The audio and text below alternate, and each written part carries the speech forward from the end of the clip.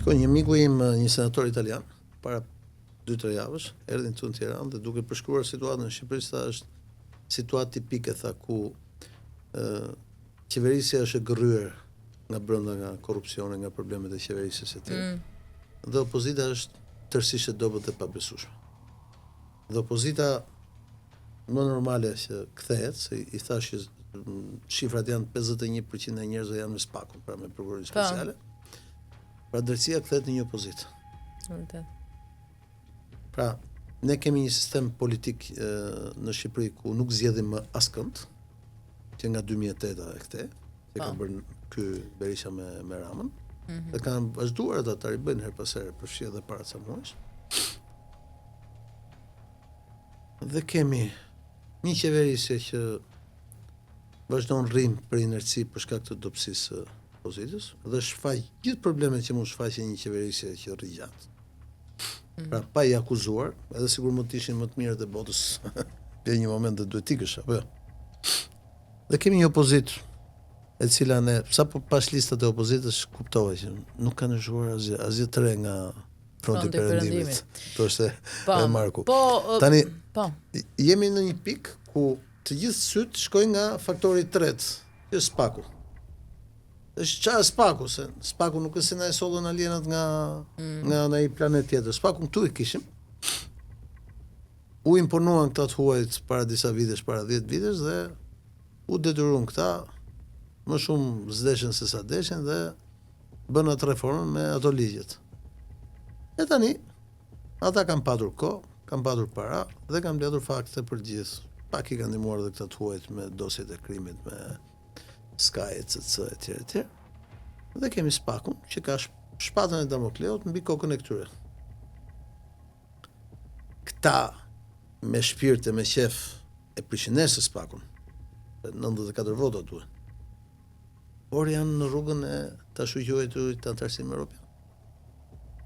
Pra janë të kapitujt. Tre kapitujt e parë, në të tre kapitujt e parë, një çështje shumë e rëndësishme është drejtësia.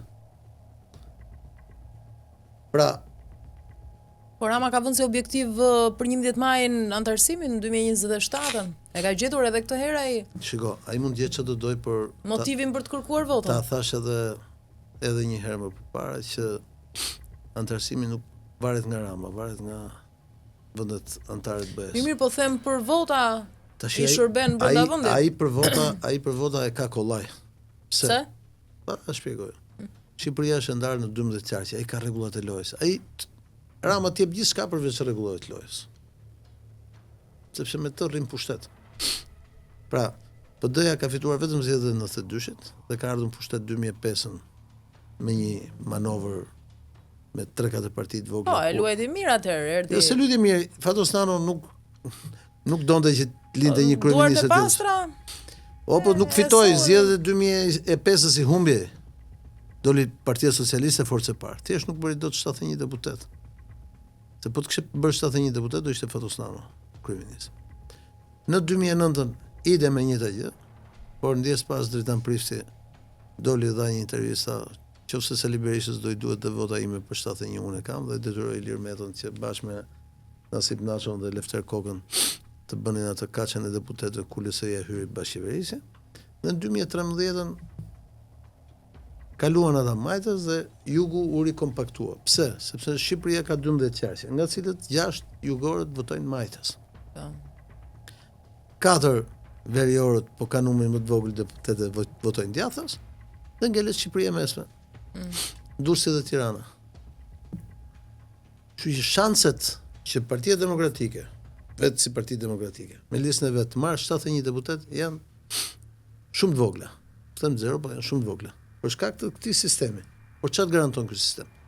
Të garanton që këta kryetarët e partive të vazhdojnë të jenë ashtu siç janë sot, pronar partish.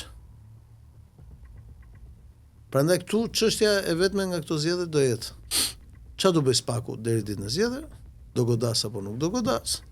Dhe a do jetë e mundshme që Edi Rama të bëjë 71 deputet vetëm? Se është që edhe mund mos i bëj? Ai po pretendon për po unë tani mazhorancë të cilësuar. Nuk bën dot mazhorancë të cilësuar me këtë kod zgjedhor. në këtë kod zgjedhor, as nuk fiton dot thellë dhe as nuk humb dot thellë. Me proporcionalin rajonal. Ata e dinë mirë. Edhe njerëzit e tjetër, prandaj kanë bërë. Por i garanton atyre pushtetin. Me vetëm diferencë, Rama është më i sinqert. Thot, qa votimi, thot më, qa është ky votim, thot. Vendosëm këtu kush do jetë, unë jam i parë dhe e ka hitë votimin nga Partia Socialiste, ka 50 vjet nuk votohet më atje. Qa votimi, thot, bëri një kështu, qa quaj ajo, deputeti që duam, shkruan në emrin. Kurse Berisha, përsërit edhe një herë Berishën që jemi mësuar një. Pra, bëri kandidim, votuan me një antar një vot. Për shembull, kryetari i Partisë Demokratike të Kavajës ishte njeriu më i votuar në gjithë qarkun. Për primaret e ke fjalën. Po pra për primaret. Po, e vërtet është. Edhe asnjë nga ata që fitojnë primaret nuk u fut listë sigurt. Pra, kjo është kot. Konfirmon këtë që them unë. Pra, ne nuk kemi një sistem demokratik. Ne kemi një sistem ku ka dy parti, ndryshe nga koha e komunizmit ku kishte një parti. Nuk zgjedhin asnjë. Teorikisht ne zgjedhim vetëm kryetarët e bashkive. Po dhe kryetarët e bashkive pasi na i cakton partia, edhe këtu 70% deputetëve ne nuk do zgjedhim njëri, ata i kanë futur të dy në listat mbyllura. Nga fundi do shohim ku do impenjohen financiarisht një pjesë oligarkëve, një pjesë e biznesit, një pjesë e këtyre dhe kaq. Ne nuk kemi. Pra ne jemi një autokraci e përsosur me premtimin që do hymë në Bashkimin Evropian. Por që të hymë në Bashkimin Evropian nuk varet nga ne, varet nga a do Evropa të zgjerohet apo jo. Prandaj Rama është rehat sepse është i avantazhuar për të fituar zgjedhjet. Se sado të votojnë ata emigrantët e Londrës kundër Ramës, prap 2-1 del Kuks, nuk del dot ndryshe, qarku i Kuksit. Sido që të dali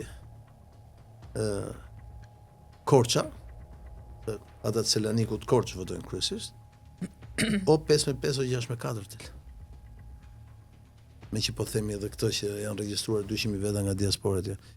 Vendi vetëm ku diaspora do mund të ndikoj pak, nëse do të ishin gjithë ato shifra base, ndryshe e ka Kosova. Kosova e ka të gjithin në një thes, pra proporcional kombëtar. Ne kemi proporcional rajonal ku ndahet. Dhe thjesht do rritet numri votuesve me diasporën.